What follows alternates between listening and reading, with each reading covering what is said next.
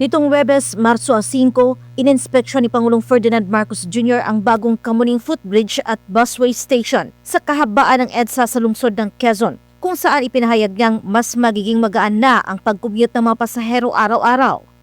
Well, the old one is not very good at all. At saka, hindi mo ma-realize pag nandito ka sa baba, gumagalaw pala yan pag kami dumadaan. Kaya mas mabuti-buti na ito. Inilarawan ng Pangulo ang lumang footbridge na hindi umano praktikal gamitin dahil sa taas at disenyo nito.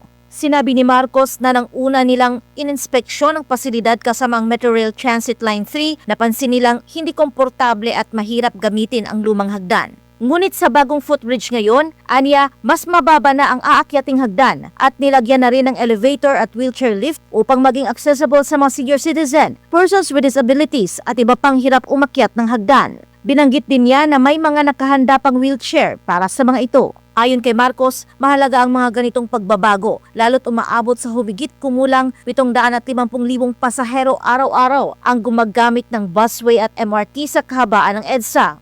Kaya so far, I'm happy to see that this is the sort of thing that ito naman ay kaya naman palang gawin.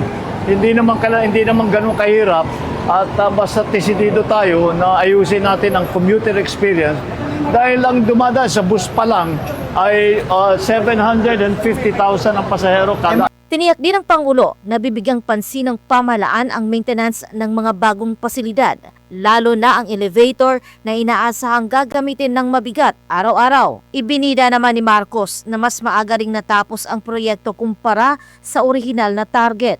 Mula sa 6 na buwan na itinakdang konstruksyon, na kumpleto ito sa loob lamang ng 4 na buwan. Inanunsyo rin niya na tuluyan ang aalisin ang tinaguriang Mount Kamuning, ang matarik na footbridge na naging simbolo ng hirap ng mga commuter sa lugar dahil papalitan na ito ng mas maayos at mas madaling daan ang istruktura. Kaya mabuti naman at sa 4 na buwan may nakita na tayong panibago na facilities na mas magpapagaang sa commuting experience. Wala na yung Mount Kamuning. Tatanggalin na namin yung Mount Kamuning para tuloy-tuloy na dito na lang gagamitin.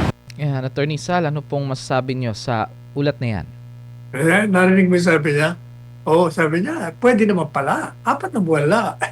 3 taon kang presidente. Noong pa yan, matagal na yung Mount Kamuning na yan na nagre-reklamo mga tao. Bakit di mo nagawa nun?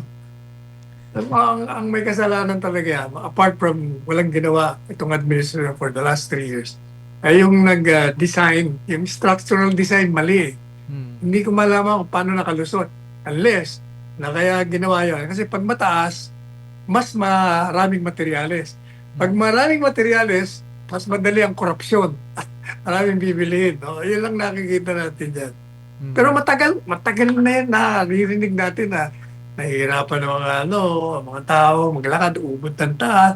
Pwede palang gawin ng 4 na buwan. Ba't di mo ginawa yun from the very start of your presidency?